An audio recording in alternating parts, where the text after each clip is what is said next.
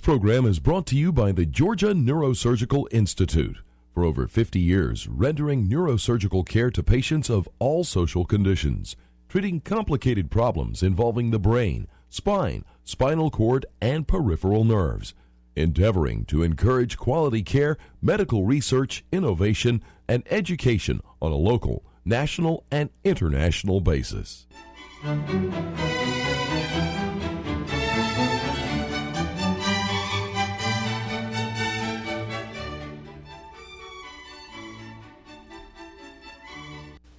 Good evening. My name is Joe Sam Robinson, and it's my pleasure to have with me tonight Dr. Bill Butler, who is chairman of the OBGYN department at Mercer University and a world-renowned fertility expert. Is that correct, Bill? Well, I hope it's correct, Okay, Dr. good. Robinson. Thank you very much for having me. Well, I'm honored to be here. Well, thank you for being here, Bill. And we'll maybe just start about just discussing your adventures through life, as how you came to Macon, and we can also, as we do this, discuss your evil twin. Is that correct? You have a Well, we'd like to refer to him that way, yes. Yes. You have an identical twin brother. Is that yes, correct? but unfortunately he was seduced by the dark side. And He's what an does that attorney. mean? He's an attorney. Oh, wow. Okay. Well, But he only sues big corporations, good. so That's a that's good story. So we and had- occasionally the government. Good. Oh, well, okay. So you have an identical twin. And then why don't you just talk about how the world brought you to Macon, Georgia, the central Georgia? How did that happen? Well, I guess I'm technically a carpetbagger. Oh, really? I'm Yes. from upstate New York, originally Yes. from Niagara Falls. Born Well, and that's raised on the there. Canadian border, I think. Yes, right? and actually my mother is Canadian, Oh, and most wow. of my relatives are. Is that right? So I spent a fair amount of time, my early years, in Canada, in Yes, southern and you Ontario. developed a taste for maple syrup? Or, Oh, absolutely, yes. among other things. Okay. Played a lot of hockey in those Well, days that's as good. well. That's so. a good story. That's a good story. Went to school in upstate New York, Yes. and when it came time to choose a place to do my medical training, Yes. I was told there was a pretty good program in Baltimore, which Yes. I thought was the deep south at the Right. time. Well, it's pretty hot in Baltimore. But, I guess by Southern standards, Right, it's not the right, Deep yes, South. But yes. for me, when I went to Hopkins, it was. But it was probably the best experience of my life. Had a great time there. And that's what led me to Georgia initially. Now, so you did your residency in OBGYN at Johns Hopkins. And I'm trying to think, there's a great picture of the four. Right. And let's see, was that Dr. Kelly? Who Dr. Howard Kelly I got was it. the That's good. OBGYN. Right. Yes, it's the Dr. picture. Welch, Dr. Halstead, and Dr. Osler were the other three. Yes, that's right. A great picture Yeah. there of the I guess, just the giants of American medicine. And they set the standards for excellence and Well, rigor of they care. originated the residency training program in the Yes. United States, copied it from the German program. right. Prior to that, medicine was basically an apprenticeship. Right. And the fact that they established the Hopkins Right. Hospital and established residency training programs was a major step forward for American medicine. Now let's just talk a little bit about Johns Hopkins. I mean, that's not a bad subject to talk about. There was a lot, the American, I guess, healthcare system, let's say in the 1880s, was still really quite primitive. The Germans were making huge advances. And I think those four titans that you mentioned, I think they had experience in Germany, and I know that Dr. Halstead, Yes. the father of surgery, spent expensive time there and actually spoke German. And I'm So sure- did Dr. Kelly, and he actually spent so many months studying and working in Germany that he met and married the daughter of one of the German OBGYNs he was working with. Is that right? And So- brought her back to Baltimore. So they probably drank a lot of beer and liked German Wiener Schnitzel. Yes. Well, so and Johns Hopkins, I think, is an interesting medical school, as I understand it. It was the money that came from Johns Hopkins, who was a Quaker, and he. Well, actually, the money for Hopkins, for Yes. the hospital, came from Johns Hopkins. Yes. The money for the medical school came from a Baltimore widow of a merchant banker, and she specified that she would give the money only if it admitted female students.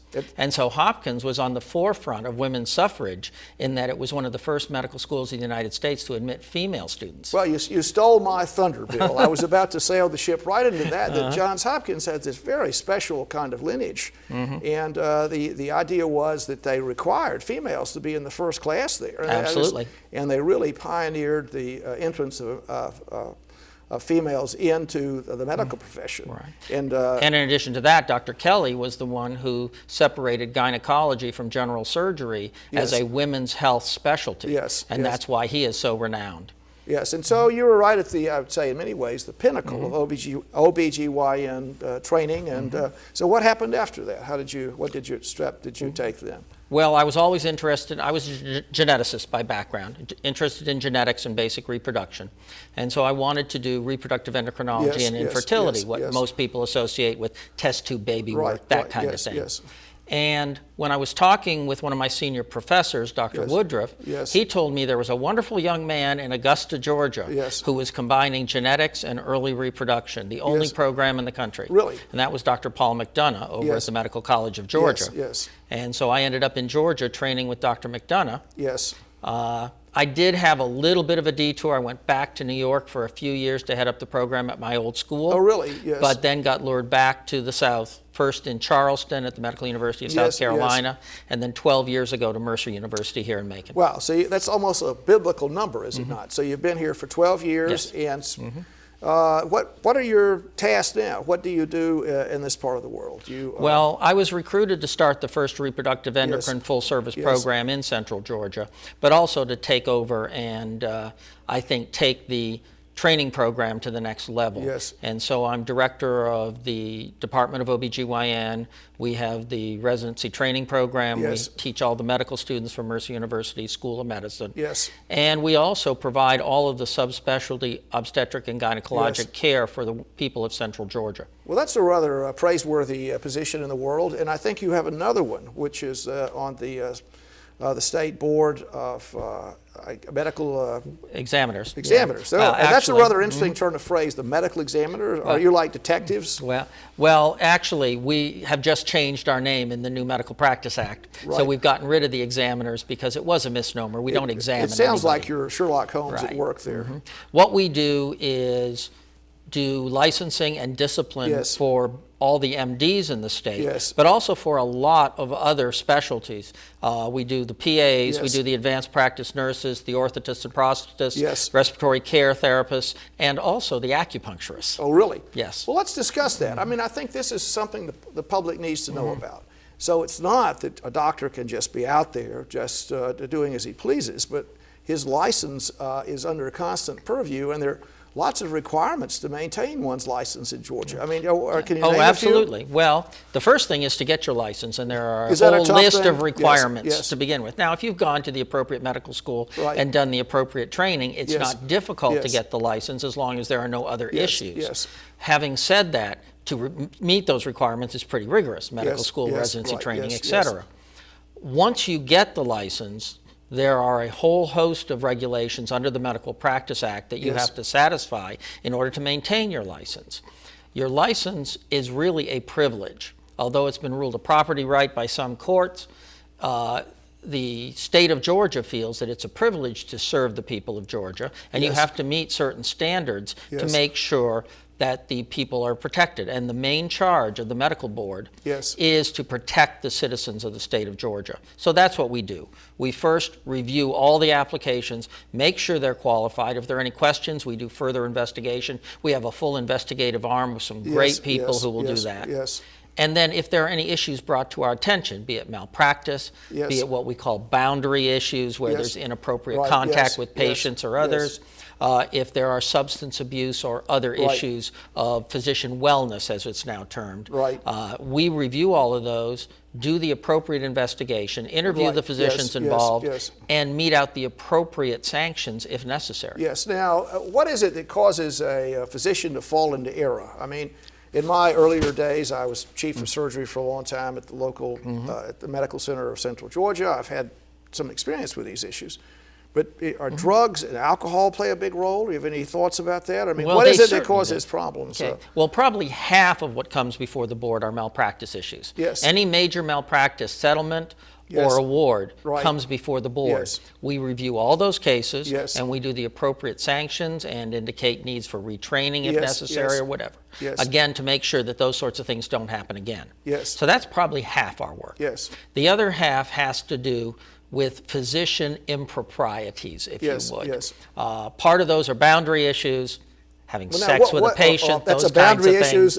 That's a boundary issue. You have crossed the bounds of common sense and reason. And it's one of those things that it's hard to believe that some people do it, but some people still do. And the other major issue, of course, we deal with is what we now term physician wellness. We used to term impairment, Yes. where we're trying to identify and interdict those physicians who are functioning in an unsafe manner, Yes. be it drugs, alcohol, Yes, or yes, mental illness, yes. or even physical impairment. Yes. And find a way to either retrain them and Yes, return them yes, to practice in a yes. safe and effective manner, Yes. or get them out of practice if that's necessary. Right. And often it's a combination of the two.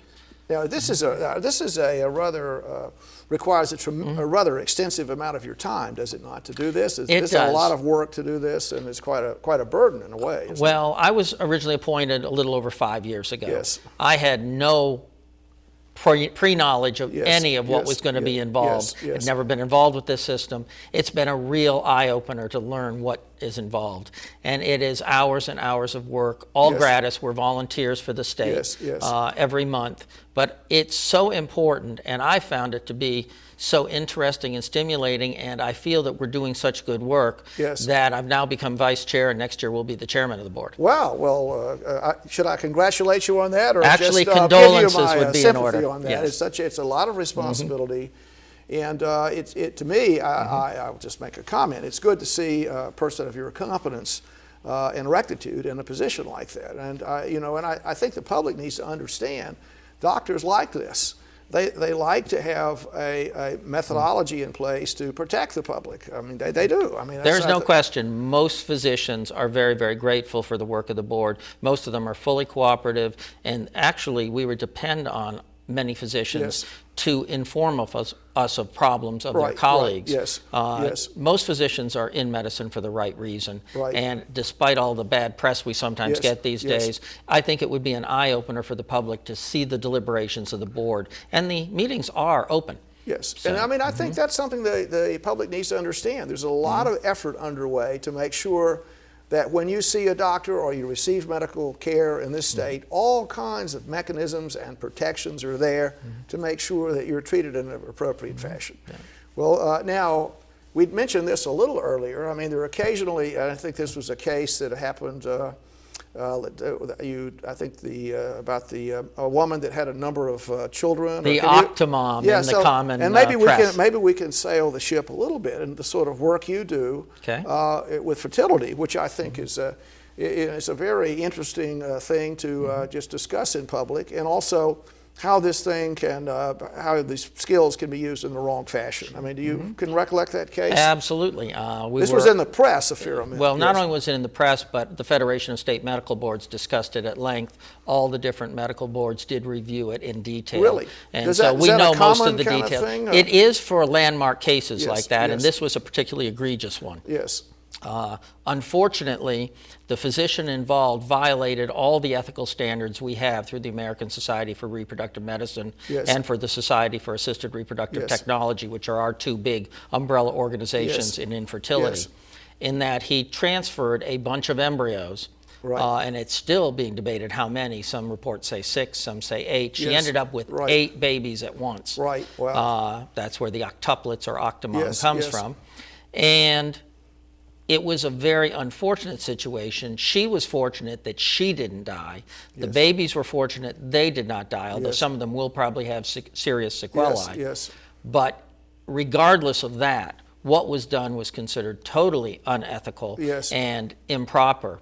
In Georgia, we actually have a mechanism for what we call summary suspension. Yes. If a physician did something that egregious, Right. we recently had a case in Atlanta where a patient died under adverse circumstances.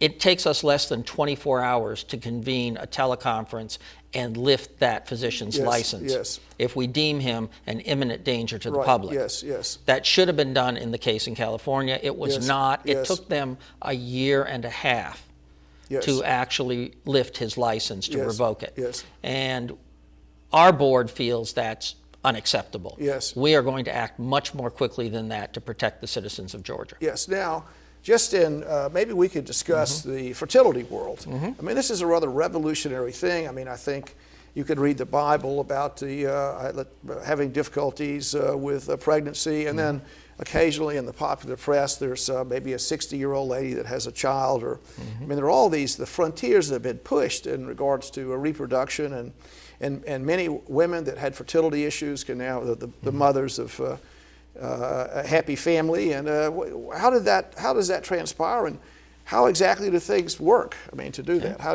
do you? Well, the first thing I need to say about it is I think I have the best job in the world. Really? I have wonderful patients who are extremely happy when we're able to help them have a family. Yes. And it's one of the most rewarding experiences I could imagine. Yes. So I'm very, very happy with what I do. Yes.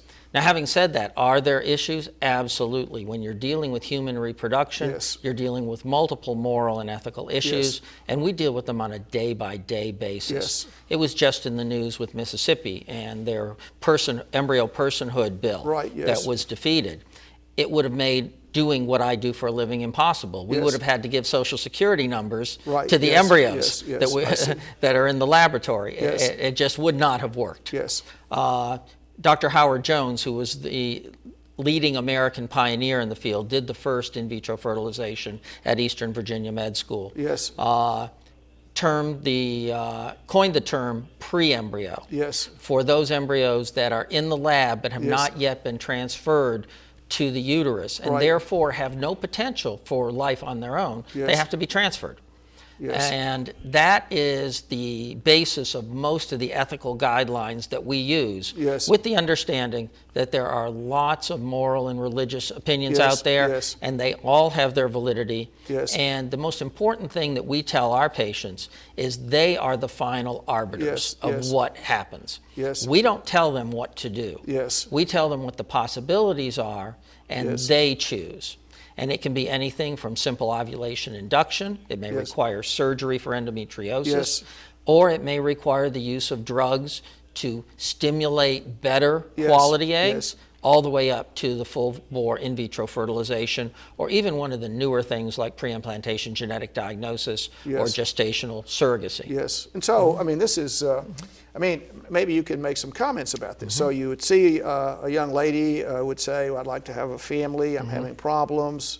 Is a lot of this referable to the fact that young ladies are postponing their starting their families into a much later age than they would do in a traditional state of nature? I mean, are any comments? Does the fertility go down substantially if you... There is no question that delaying childbearing is a major issue that we deal with. The Yes. average age of the female patients I see Yes. is around 37. Wow. And we all know that fertility decreases significantly Yes. from 35 on, and Yes. actually starts going down a little bit after 30. Yes. Now, having said that, what we're talking about now is the major misconception that the public has. Well, That this is your chance. fertility- This is your chance to straighten the public out right now, Yeah. Bill.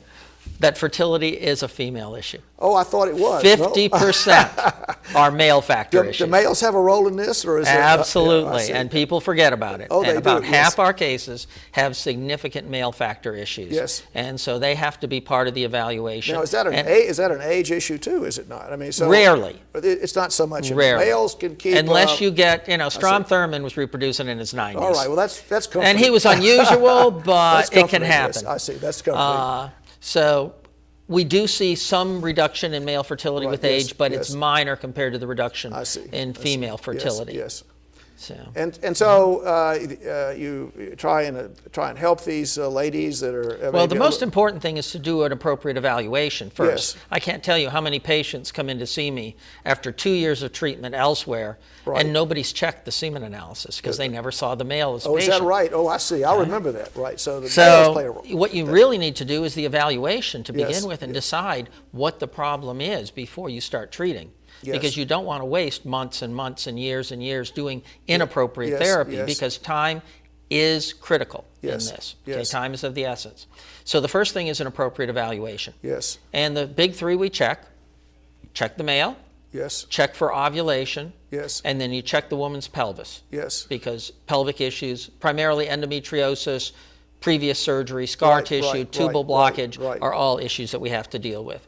And those are the big three. And if Yes. you've done a thorough evaluation, in most cases you can then sit down with your couple and say, Yes. this is what's wrong, Yes. These are your options. Yes. Let's go through them in detail, Yes. and I'll help you choose the best one for you. Yes.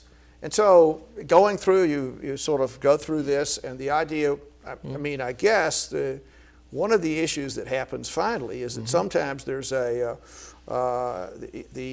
fertilization is taking place outside the mother's If we're body. doing in vitro fertilization, or one of the variants of that, yeah. And so is that a common thing to do, or is it at the end of the road kind of thing? You try everything else. It's not uncommon, but it is the final common pathway, if you will. If nothing else works, it is a reasonable option at the end, in most cases. Not in all, but in most. And in doing this, I mean, is there, I mean, just to ask the question from a lay perspective, is there a possibility that that there might be some kind of genetic issue that would occur in doing this? I mean, would the level of genetic probity be less? It's a very good question.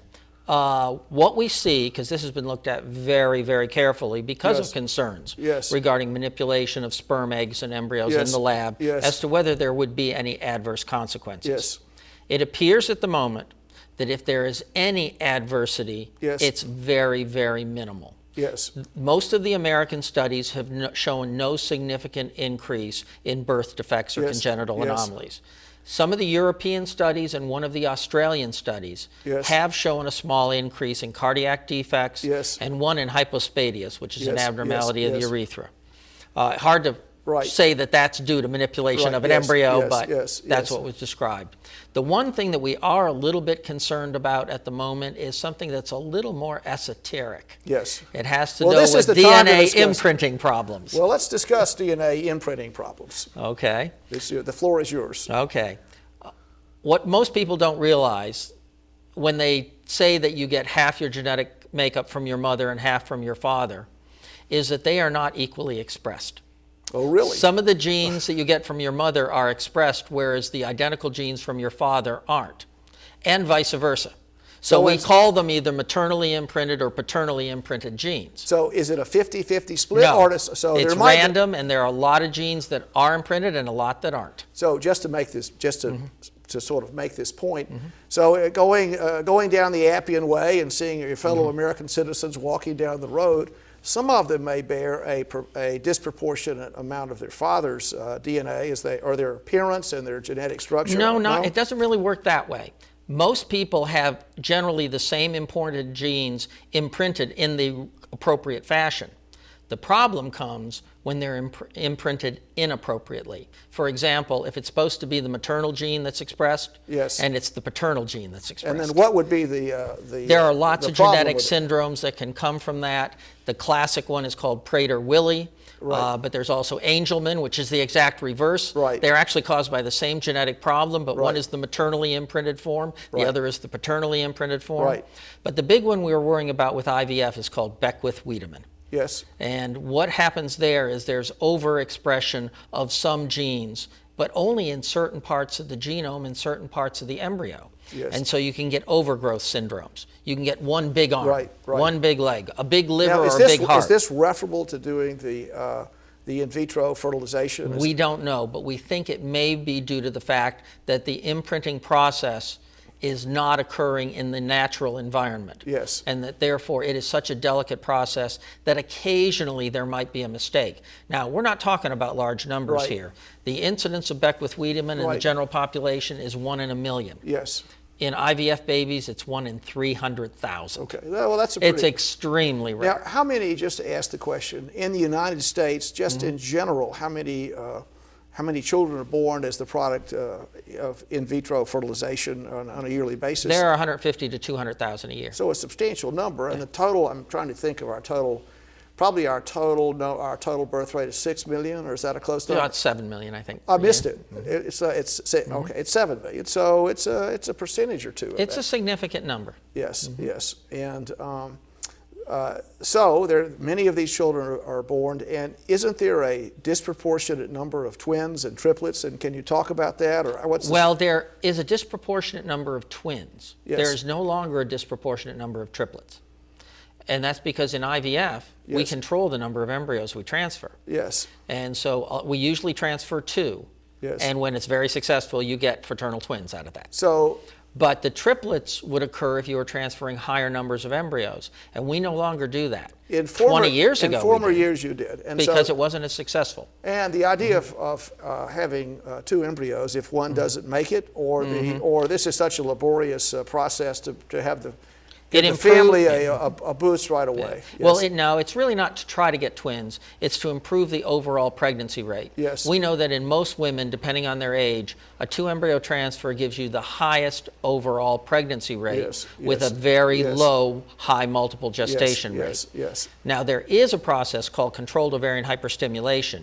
Using injectable medications. Yes. That's the one where we have the risk of higher multiples because we don't control how many follicles ovulate, how many eggs are released, because it occurs in the woman's body, not in the laboratory. Right. Now, from a scientific, or let's say a science fiction point of view, shall I say, I mean, there are ideas about the human genome and manipulating the human genome and so sort of creating a super species, or you have any thoughts about that? I mean, is there a way, hypothetically, to just take a look at the genetic quality of the eggs and the sperm and select one? Absolutely.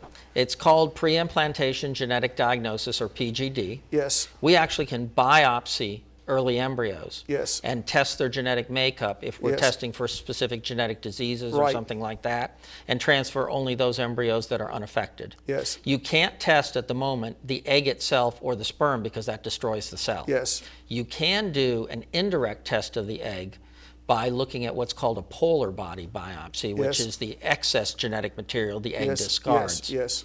As far as manipulating the genetics of the embryo, that's still a ways in the future, but it's theoretically possible. They're working on vectors now, for example, for some of the immune system disorders. Everybody's heard of the bubble boy, that sort of thing. There is now a way to transfect that particular gene and try to improve the immune system in an embryo. You know, I think as we probe the human genome, there are, at least this is my understanding, there are different predispositions to cancer. There are different people that we're saying, well, we've looked at your genome, you have this major chance of having cancer. Is it possible to have a system where via in vitro fertilization that you could eliminate the risk of cancer, or is that too? It may be theoretically possible way in the distant future. You're talking about the movie Gattaca. Very interesting movie. Well, did somebody else think of this? Yeah, somebody thought about that already in the movies, and it's an interesting take on the subject. But at the moment, it's way beyond our current technology, and I don't see it in the foreseeable future. Yes. Well, now, Bill, you've obviously have a very interesting career, and it's a time of lots of things happening. Do you have any general comments as to what you see the future of medicine, and what should the public be aware of in the coming years as the American healthcare system evolves? I'll give you that. I'm going to throw you that pitch. Well, I appreciate it. Certainly from the focus of the medical board, our biggest concern is the coming shortage of physicians. Yes. And trying to deal with how we are going to deliver health care to the people of Georgia and to the country as a whole, given the costs of the new technology. A lot of people shake their heads and say, well, the reason medicine costs so much is because they charge so much. And people don't understand it's really the technology that's driving it. If you require a multi-million-dollar machine to keep you alive, there obviously aren't enough of those in the country for 300 plus million people. So trying to figure out how we're going to address those issues of supply and demand and having adequate medical staff to care for people with the appropriate resources is, I think, our biggest concern. Well, thank you so much for being here, Bill. Wow, thank keep you, up the good work. I appreciate it very much. You're doing a great job. Pleasure. We're lucky to have you here. Well, thank you. Thank you.